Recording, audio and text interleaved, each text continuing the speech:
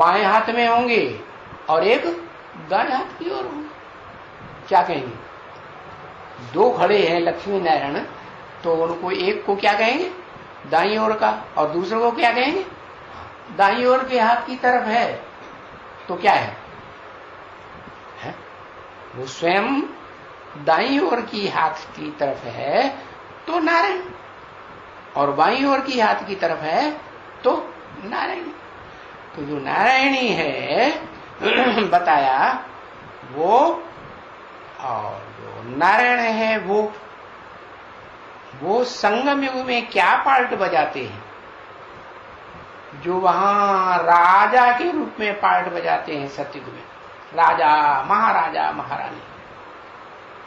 संगम युग में कौन सा पार्ट बजाते हैं?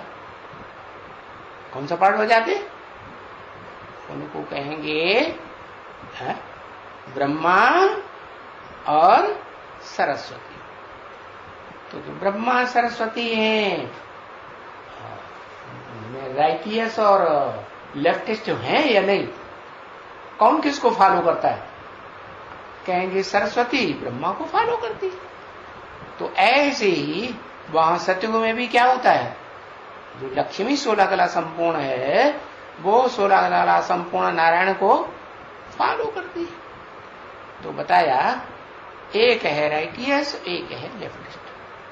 तो जो राइटियस है और वो राइटियस पार्ट बजाएगा, जो लेफ्टिस्ट है वो लेफ्टिस्ट पार्ट बजाएगा। तो बताया ये दो भुजाएं हैं, एक वाम और एक दाया।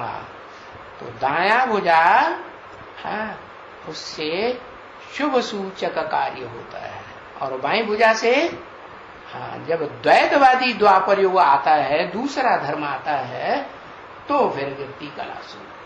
क्यों? क्योंकि जो आत्मा है वो देह अभिमानियों के प्रभाव में आ जाती है या नहीं आ जाती है? देह अभिमानी धर्म पिताओं के प्रभाव में आती है कि नहीं आती? वो जो कुछ आकर के सुनाते हैं उन सुनी सुनाई बातों पर वो आत्माएं विश्वास कर रही। तो बताया वहीं से दुर्गति शुरू होती है, वाम मार्ग शुरू हो जाता है। तो वाम मार्ग कहते हैं उल्टा मार्ग, देवताओं को कहते हैं वाम मार्ग नहीं है, दाया अर्थात श्रेष्ठ मार्ग। तो वहां तो पवित्र रहते हैं, और वाम मार्ग में जाते हैं तो गंदा काम गंदी इंद्रियों से, भ्रष्ट इंद्रियों से करते हैं। तो उतरने की बात कही। तो बताओ उतरने की बात कैसे होती है? 84 जन्म कैसे लिए जाते हैं? उतरते उतरते लिए जाते हैं कि चढ़ना होता है या रुके रहते हैं? उतरना होता है कि नहीं? 84 जन्म में उतरना होता है। तो यूं तो समझते हो ना कि सतयुग से बस पहला जो लक्ष्मी नारायण अगर हुआ 16 कला संपूर्ण, तो भी अगर उनको कहेंगे तो 84 जन्म और 5000 वर्ष पूरे कहेंगे। पूरे 5000 वर्ष तो है कोई भी नहीं है। 5000 वर्ष से पीछे 4090 भी होगा, 4900 भी तो होगा ना, 4000 कोई का 850 वर्ष भी होगा। दूसरे जो नारायण उनकी प्रजा निकलेगी, उतरेगी आत्मलोक से, तो कम होगा कि नहीं? कम होगा, क्योंकि 150 वर्ष आयु तो वहां होती ही है, एवरेज आयु।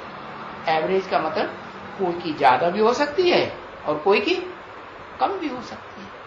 ज्यादा कम क्यों? अरे पुरुषोत्तम संगम युगी शूटिंग काल में जैसा जैसा जिसने योग लगाया वैसी उसकी आयु हो जाती है। योग से आयु बढ़ती है ना। तो कोई की 150 वर्ष से ज्यादा भी हो जाएगी और कोई भी 150 से नीचे भी हो जाएगी। तो बस ये एवरेज आय होती है। तो भी तो हम 5000 वर्ष तो नहीं कहेंगे, कोई की कहेंगे है? नहीं कहेंगे।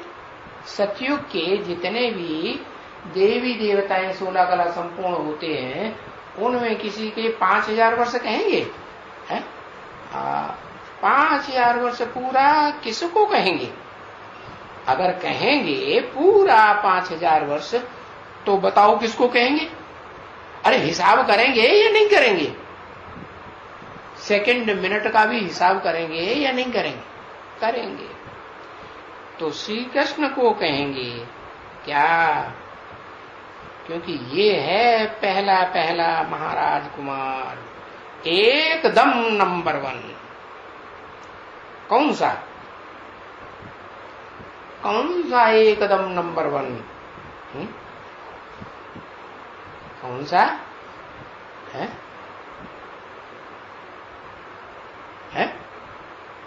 कौन सा? संगम युगी कृष्ण बनता है और संगम युगी कृष्ण से संगम युगी विश्व का नाथ बनता है। विश्वनाथ कहो है, जगन्नाथ कहो है, ऐसे कहते हैं ना। तो उस श्री कृष्ण को कहेंगे एकदम नंबर 1। बस जन्म लिया प्रत्यक्षता रूपी जन्म। बच्चा का जन्म कब होता है? जब प्रत्यक्ष होता है, बाहर आता है, तब ही जन्म कहा जाता है। कि अंदर रहे पेट में तो जन्म कहेंगे है? तब तो गुप्त है। तो ये प्रत्यक्षता रूपी जन्म लिया। हाँ, और 5000 वर्ष पिछले कल्प का पूरा हुआ। तो उस समय से गिनेंगे संवत 111। कब से गिनेंगे? उस 16 कला संपूर्ण सतयुग से गिनेंगे कि कलातीत युग से गिनेंगे? कब से गिनेंगे? अरे लिखो, कलातीत युग से गिनेंगे। अतीन्द्रिय सुख जहां से शुरू होता है। अतीन्द्रिय सुख ऐसे नहीं आज शुरू हो गया और कल अवस्था खराब हो गई और रोना धोना शुरू कर दिया। नहीं, अतीन्द्रिय सुख एक बार शुरू हो गया तो बस 2500 वर्ष तक पूरा चलेगा या नहीं चलेगा? चलेगा। तो उस समय से गिनेंगे। पीछे तो बस वो बरस पे बरस कमती होता जाएगा है। क्या कमती हो जाएगा? जो भी आत्माएं आएंगी आत्मलोक से है, उनकी ये जो कम कहेंगे या बराबर कहेंगे पहले नंबर के मुकाबले, विश्व पिता के मुकाबले, हाँ छोटा कम होता जाएगा। 9 4 4999 वो भी तो हो जाएगा ना। एक वर्ष भी तो कमती तो होगा ना। उसको 5000 वर्ष पूरा तो नहीं कहेंगे। जिनका थोड़ा भी कम हुआ तो पूरा कहेंगे? नहीं कहेंगे। 5000 वर्ष पूरा फिर किसको कहेंगे है? फिर पूछा किसको कहेंगे? श्री कृष्ण को कहेंगे।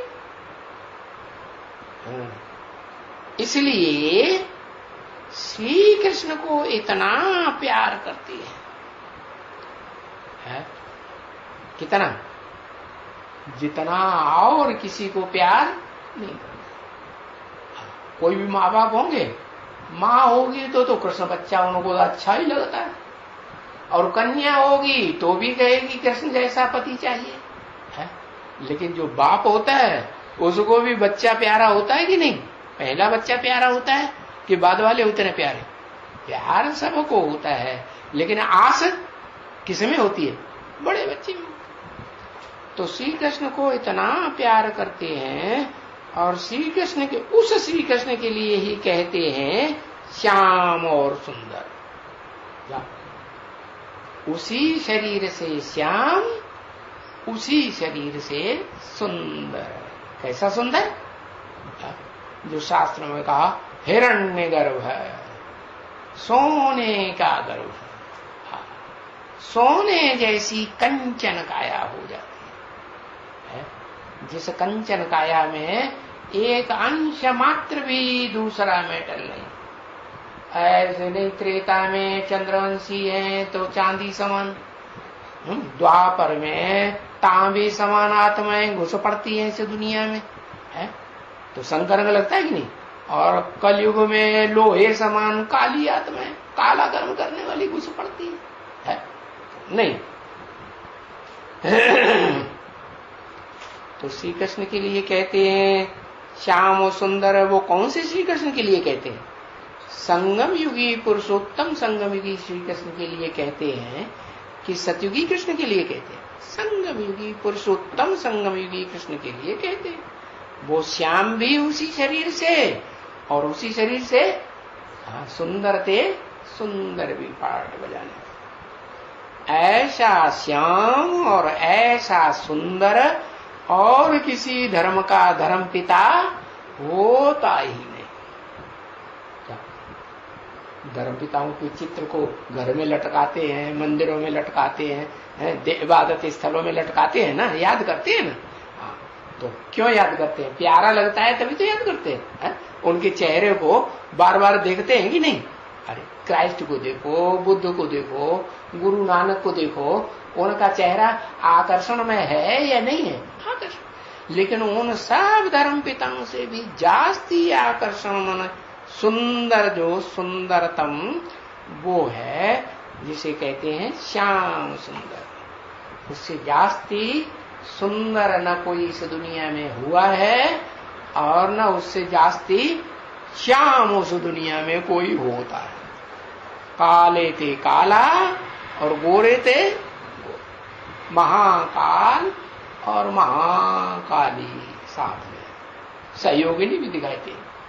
और फिर कहते हैं महागोरा और महागोरी। सुंदर, गोरा माने सुंदर, बस। सुंदर पैर, बुद्ध रूपी पांव भी कैसा होगा? वो भी सुंदर। पैदा हुआ और सुंदरता की महिमा निकली। प्रत्यक्षता रूपी जन्म, पैदा होना माने प्रत्यक्षता रूपी जन्म हुआ और उनकी सुंदरता की महिमा निकली। जो सुनेगा तो उसको आकर्षण होगा कि नहीं? आकर्षण होगा। समझा ना? तो उसका जब ही जन्म होता है ना, जब जन्म होता है बच्चे, बात मत पूछो। है क्या बात मत पूछो? जैसे कि ये रोशनी फैल जाती है। क्या? जैसे बिजली चमकती है ना जोर से, तो चारों तरफ एक सेकंड के लिए रोशनी ही रोशनी हो जाती। हाँ, तो ये कहां की बात है? वो इतना प्रभावशाली है कि चारों ओर रोशनी ही रोशनी। कौन सी रोशनी? जड़ ज्ञान की रोशनी। सबकी बुद्धि में कौंध जाता है। वो इतना प्रभावशाली है। क्यों? कि जैसे बाप चकमक है। कौन सा बाप है? ऊंचते ऊंच आत्माओं का बाप सुप्रीम सोल है, हेवनली गॉडफादर चकमक है? आत्माओं को अपनी ओर खींच लेता है कि नहीं? खींचता है। 100% प्योर। हाँ, वैसे तो बच्चा भी 100% प्योर हुआ ना। हाँ? बाप प्योर तो बच्चा भी प्योर। लेकिन बाप सिर्फ निराकारी रूप में प्योर कहें या साकार में प्रवेश करके प्योर? नहीं तो पता कैसे चलेगा? पता तो तभी ही चलेगा जब साकार में प्रवेश करके कुछ ऐसा पार्ट बजा के दिखावे जो पार्ट और कोई कर्मेंद्रियों से बजा ही नहीं सकता सदा काल का। तो बताया, तो वो 100% प्योर बच्चा भी और 100% है प्योर बाप भी। तो ये समझाया जाता है ना बच्चों को। तो 100% प्योर श्री कृष्ण, दूसरा कोई भी इस दुनिया में 100% प्योर होता ही।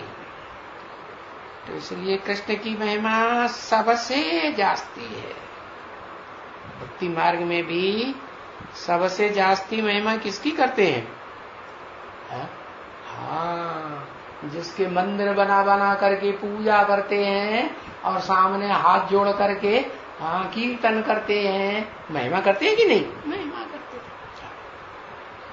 के मंदिर में कृष्ण का बड़ा रूप रखते हैं? बड़ा रूप रखते हैं क्या?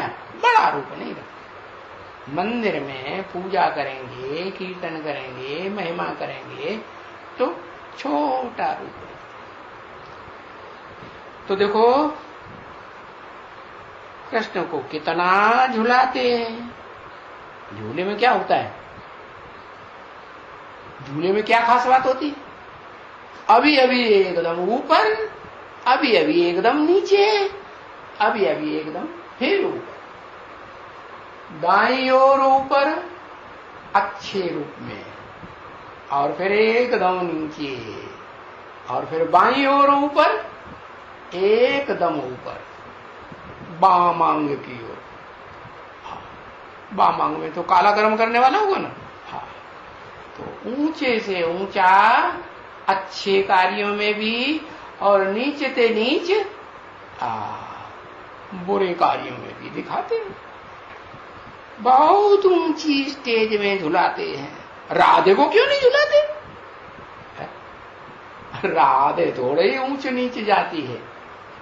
राधे तो कहा ही उसको जाता है। क्या किसको कहा जाता है? पार्वती कहो, राधा कहो, बात एक ही है। राम कहो, शंकर कहो, बात एक ही है या अलग अलग है? एक ही आत्मा की बात है। तो वो राम को धारण करने वाली राधा, पार्वती माने सारी दुनिया की आत्माओं को पार लगाने वाली पार्वती। तो शंकर को पार लगाती है कि नहीं लगाती? नहीं लगाती। अच्छा, हाँ, वो जब तक फील्ड में ना आए तो शंकर जी महाराज भी पार नहीं लगा सकते। हाँ, ये जरूर है कि वो भी फील्ड में तब आती है जब शंकर के जो पार्ट है ना, प्रैक्टिकल पार्ट मूर्ति का, शरीर का, उस शरीर के द्वारा जो सुनाया हुआ ज्ञान है, उस ज्ञान का जब तक वो राधा नहीं सुनेगी, नहीं समझेगी, तब तक फील्ड में नहीं आ सकती। तो अरस परस है वो ज्ञान के आधार पर और वो प्यार के आधार पर बताया। तो कौन सा जहाज प्रसिद्ध है? हाँ, कहते हैं शंकर चाप जहाज जही चढ़ी उतरे पार नर, बूढ़ सकल संसार। लेकिन ये थोड़े ही जानते हैं कि वो जो जहाज है, शंकर चाप, शरीर रूपी धनुष कहो, चाप कहो, शरीर रूपी नवैया कहो, जहाज कहो, तो वो जहाज जो है, उस जहाज में वो राधा कहो या पार्वती कहो, वो भी प्रतिष्ठित होती है या नहीं होती है? हाँ, वो भी प्रतिष्ठित होती है। लेकिन ज्ञान के झूले में राधा को नहीं झुलाते हैं। झुलाते हैं? नहीं। ज्ञान कभी बहुत ऊंची स्टेज में और कभी एकदम माया नीची स्टेज में ले जाती, नीची स्टेज में ले जाकर के फिर वाम मार्ग में भी ढकेल देती। नहीं, हाँ कैसे होता है? तो वो किसका गायन है? वो संगमयुगी, पुरुषोत्तम संगमयुगी कृष्ण का गायन है। क्या? ऊंचे थे ऊंचा पार्ट और नीचे थे नीचे पार्ट, सुंदर से सुंदर पार्ट एक ही शरीर के द्वारा, और खराब से खराब पार्ट एक ही शरीर के द्वारा। तो झूलते हैं और फिर वो दूसरों को झुलाते भी हैं। क्या ज्ञान के झूले में खुद झूलते हैं कि दूसरों को भी झुलाते हैं? दूसरों को भी झुलाते हैं। माया फिर क्या करती है? जिनको झुलाते हैं माया उनको भी नीचे ले जाती है, नहीं ले जाती? हाँ। तो ये रस्साकसी चलती रहती। कभी राम अपने तरफ खींच लेता और कभी ज्ञान की रस्सी को अज्ञान की ओर बाईं ओर माया खींच ले जाती, माया रावण। तो पींग में झुलाते हैं तो पूरा एकदम। और अभी ये बात तो किसी को मालूम ही नहीं है ना बच्ची, क्या कि कृष्ण को क्यों झुलाते हैं, राधा को क्यों नहीं झुलाते? क्यों नहीं झुलाते? क्योंकि सुप्रीम सोल बाप जब आते हैं ना तो मुकर्रर रथ में पुरुष चोले में प्रवेश करते हैं या स्त्री चोले में मुकर्रर रूप से प्रवेश करते हैं? किस में प्रवेश करते हैं? पुरुष चोले में प्रवेश। अरे पुरुष है प्रवेश करने वाला या स्त्री है? आत्मा को क्या कहेंगे? वो तो आत्मा का बाप है ना। आत्मा को पुरुष कहेंगे या स्त्री कहेंगे? पुरुष कहेंगे। तो वो पुरुष जो है, हाँ, पुरुष को ही प्रेफरेंस देता है। हाँ, पुरुष को प्रेफरेंस दिया। और जो भी दुनिया के पुरुष हैं वो अपने बड़े बच्चे को राजा ही देते हैं कि नहीं देते? तो बताया ये किसी को नहीं मालूम है।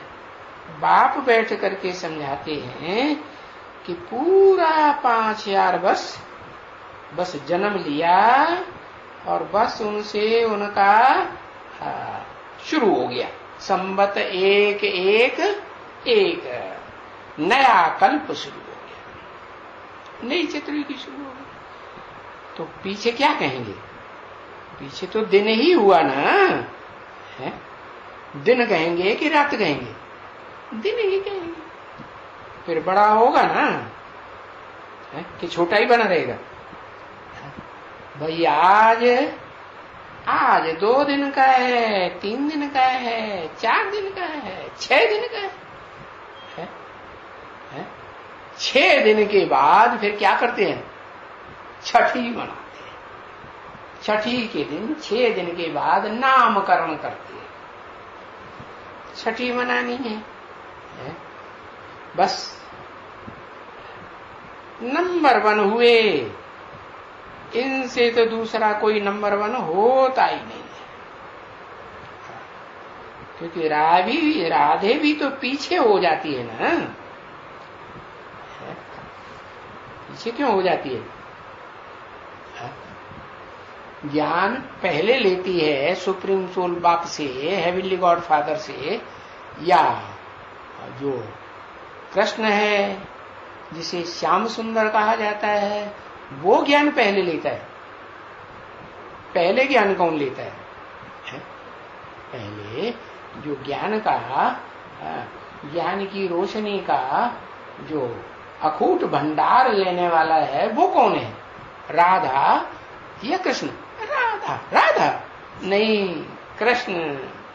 तो राधा पीछे हो जाती है। वो भी तो 2-3 वर्ष कर्म कम होती है ना है? ये क्या बात बताएगी? ये कौन बोला है? 2-3 वर्ष कम होती है ना। तो 2-3 वर्ष भी तो कमती हो पड़े ना। क्या कहा? कहां की बात?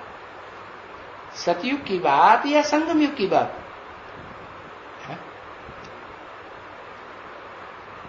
हाँ, बताया ना।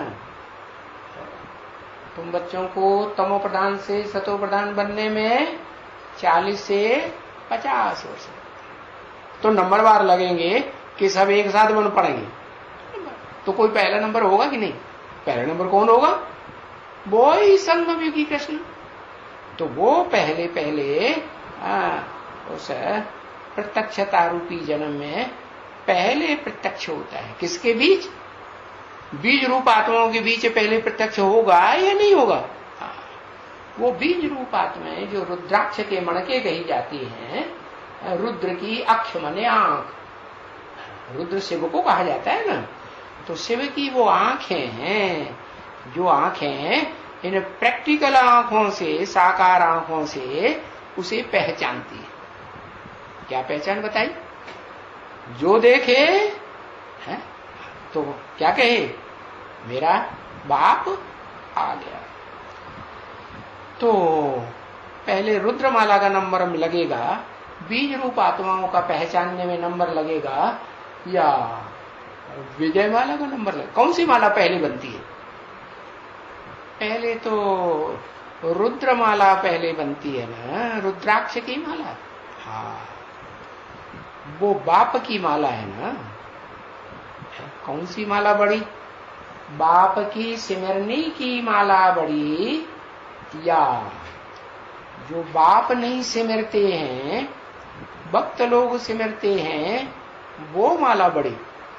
हाँ, भक्त लोग विजय माला सिमरते हैं। और जो बाप है, वो बाप तो किन बच्चों की महिमा करते हैं?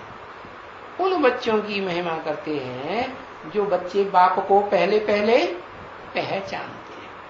कोई और गुण हो या न हो, है? क्या कहा? कोई और गुण हो या न हो, कौन सा गुण बाप देखते हैं? कि ये बच्चे ही मेरे को पहले पहचानते हैं इस सृष्टि रूपी रंग। कि विजय माला वाले पहले पहचानते? नहीं, विजय माला वाले विजय तो दिलाते हैं। क्या? तो भक्ति मार्ग में जब युद्ध करने जाते हैं ना, राजा हैं और उनकी सेना, तो क्या करते हैं? घर में जो लक्ष्मी होती है ना, घर वालियां, वो उनको विजय का तिलक लगाती है ना। तो विजय का तिलक लगाती है, तब वो जाकर के उन्हें वो स्मृति रहती है कि हम तो विजय का तिलक लगा के आए हैं, विजय ही पा करके जाएंगे, नहीं तो वापस जाएंगे नहीं। क्या? देहं वा पातयामि कार्यं वा साधयामि। तो बताया कि वो जो राधा है वो विजय का तिलक तो देती है, वो पार्वती है, पार लगाने वाली, पार तो लगाती है, लेकिन ज्ञान पहले नहीं लेती। ज्ञान पहले कौन लेता है? ज्ञान पहले वो आत्मा लेती है, जो आत्मिक स्थिति में इस सृष्टि पर सदा काल मौजूद रहती है। कैसे? आत्मिक रूप से तो सभी आत्माएं सदा काल मौजूद रहती है, लेकिन वो एक आत्मा ऐसी है जो देह से भी इस सृष्टि पर मौजूद रहती है या नहीं? मौजूद रहती है। तो राधा को 2-3 वर्ष टाइम लग जाता है, बताया ना, 40 से 50 वर्ष। तो जो पहले 10 वर्ष हुए ना, 2017-18 के बाद क्या कहेंगे? 17-18 के बाद शुरू होगा कि नहीं? तो 18-19 से शुरू हुआ पहला वर्ष, 18-19 का पहला वर्ष, 19-20 दूसरा वर्ष, और 20-21 तीसरा वर्ष। तो ये 3 वर्ष में तो वो बीज रूप आत्मा जो पुरुष तनधारी है, जिसकी पुरुष की चोले की मूर्ति दिखाई जाती है, तीसरा नेत्र भी दिखाते हैं, वो आत्मा पहले ज्ञान लेती है, अकूट ज्ञान का भंडार। हाँ, तो वो तो 2-3 वर्ष पहले प्रत्यक्षता रूपी किसके बीच जन्म लेती है? सारी दुनिया के सामने नहीं, किसके सामने? कौन पहले पहचानते हैं? हाँ, बाप बीज है ना, तो बाप बीज समान जो आत्माएं हैं, वो बीज रूप आत्माएं रुद्राक्ष के मण के, हाँ, जिनकी मिसाल दी जाती है, वो पहले पहचानती है। तो 2-3 वर्ष में उन आत्माओं को पहचान होने लगती है, तब बाद में 2-3 वर्ष के बाद वो राधा का नंबर पहचानने का, विजय माला की जो हेड है उसको पहचानने का नंबर लगता है। तो वो एकदम, अभी ये बात भी तो समझने की है ना, क्या कि एकदम प्रत्यक्ष हो जाएगी क्या राधा कृष्ण के साथ? नहीं, वो भी तो 2-3 साल के बाद ही प्रत्यक्षता रूपी जन्म। बाकी सतयुग की बात नहीं है। सतयुग में तो जो भी बच्चे पैदा होंगे वो युगल रूप में पैदा होंगे और एक साथ ही पैदा होंगे, या 2-3 साल के बाद पैदा होगा? नहीं। हाँ, ये है, बच्चे का जन्म पहले और बच्ची का जन्म बाद में। हाँ, 2-4 सेकंड का अंतर हो सकता है। तो बताया ये संगम युग की सारी बातें हैं भक्ति मार्ग में। तो बात समझने की है कि 5000 वर्ष पूरा एक्यूरेट, ये इसलिए उनकी महिमा है बहुत, इसलिए कि उनका प्रत्यक्षता रूपी जन्म पहले होता है। किनका? संगम युगी कृष्ण का, और संगम युगी राधा का प्रत्यक्षता रूपी जन्म संसार में बाद में। राधा कहो, आदि लक्ष्मी कहो, या पार्वती कहो, पार लगाने वाली। सृष्टि का जो पहला बीज है वो भी पार कब लगता है? पार कब कहें? जब पूरी राजधानी तैयार हो तब ही पार कहेंगे। यह राजधानी तैयार नहीं हुई और पार लगाने वाला पार लग गया? नहीं, राजधानी जब तैयार होती है पूरी, तब तो कहेंगे महाराजा और महारानी दोनों कंप्लीट हुए ना, है? और दोनों कंप्लीट हुए तो पूरी विजय कहेंगे कि अधूरी विजय कहेंगे? पूरी विजय। पूरी विजय कब कहेंगे? जब रुद्रमाला और विजय माला, रुद्रमाला के सारे ही फॉलोअर्स और विजय माला के सारे ही फॉलोअर्स, जितने भी मणके हैं, वो सब क्या कहें? हाँ, दोनों को महाराजा और महारानी के रूप में राजधानी में स्वीकार कर ले।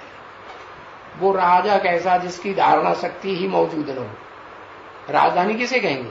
राजा की धारणा शक्ति माने राजधानी।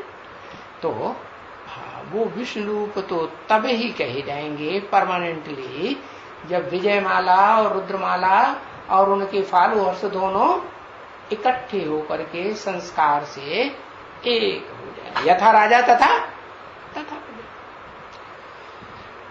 तो इसलिए उनकी महिमा बहुत है। उनकी माने एक की या दोनों की?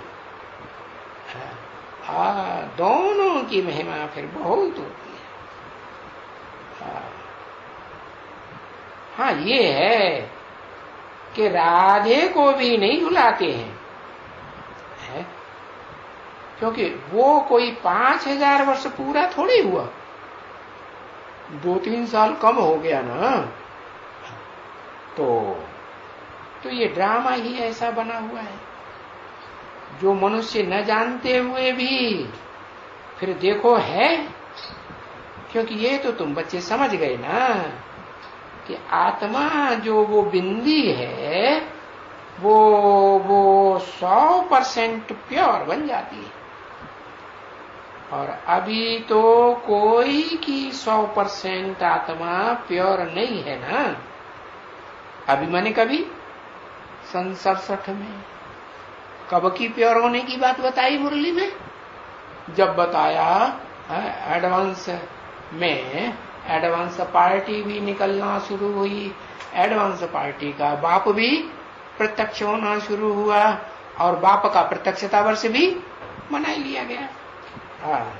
तो बताया कि जब तक वो घोषणा मुरली में नहीं आई और सबके सामने बच्चों की बुद्धि में समाई नहीं, क्या कि 40 से 50 वर्ष लगते हैं तुम बच्चों को, तुम किसे?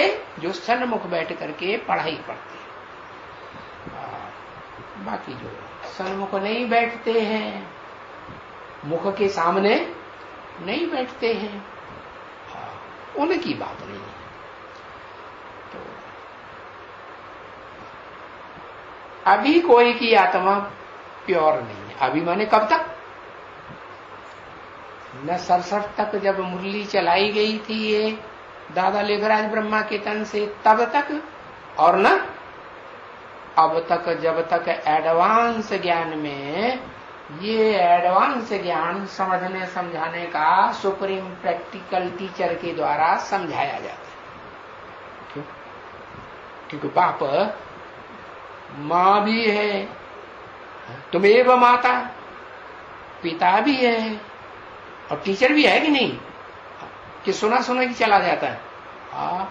ऐसे तो नहीं कि मां की तरह सिर्फ ज्ञान की लोर ही सुनाती है, नहीं, बेसिक ज्ञान देती है। नहीं, उस बेसिक ज्ञान में जो भी रटाया जाता है छोटे छोटे बच्चों को, सूरदास तुलसीदास के दोहे, कवित्त, चौपाइयां, उनका गहरा अर्थ भी जब जान लेते हैं तो वो जानने के लिए कितना टाइम बताया? पूरा जानने के लिए 40 से 50 वर्ष। तो बताया कि 100% तो कोई भी नहीं है। कब तक? कब तक नहीं है? जब तक वो 40 वर्ष पूरे न हो और वो अभी तो सब बच्चे पतित ही कहेंगे ना, है? कोई को पावन कहेंगे नहीं। तो पतित और पावन का फर्क देखो कितना है? पतित और पावन। अभी तो गाया जाता है ना, श्याम मन पतित, सुंदर मन पावन। तो फर्क हुआ ना? बहुत फर्क है। अभी इनका अर्थ चाहिए ना, पतित और पावन का। श्याम है तो पतित, सुंदर है तो पावन, और टाइम भी उसमें है कि नहीं? टाइम भी लगा हुआ है। सुंदर माना ही सुंदर, ऐसे थोड़े ही कहेंगे कि सुंदर नहीं। सुंदर है तो सभी को सुंदर देखने में आएगा, या कोई को सुंदर और कोई को बौड़ा देखने में आएगा? नहीं। तो अरे ऐसे तो दुनिया में जितने भी बच्चे पैदा होते हैं, सूर्य का भी बच्चा पैदा होगा तो सुंदर दिखाई देता है कि नहीं? है? सुंदर नहीं होता है? सुंदर होता है। कुतरिया का भी होगा तो भी सुंदर। तो बच्चे तो सुंदर ही, और फिर मनुष्य का बच्चा तो बात ही क्या। और फिर देव आत्मा है, सारी दुनिया को देने वाला देवता, वो प्रत्यक्ष हो, और बड़े थे बड़ा देवता क्या? महादेव, और उसके साथ महादेवी, बड़े थे बड़ी देवी। तो फिर तो उस बच्चे का तो, बच्ची का तो कहना ही क्या। तो कहते हैं, भला राधे के लिए क्यों नहीं कहते हैं? क्या श्याम सुंदरी क्यों नहीं कहते? क्योंकि वो तो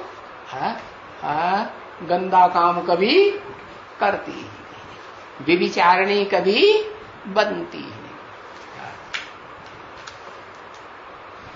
तो राधे के लिए नहीं कहते कि वो श्याम सुंदरी है, सिर्फ कृष्ण के लिए कहते हैं। क्या? श्याम और सुंदर। तो ये प्रश्न तो उठता है ना, क्या कि भाई राधे को क्यों नहीं कहते हैं, कृष्ण को ही क्यों कहते हैं? पता चला क्यों कहते हैं?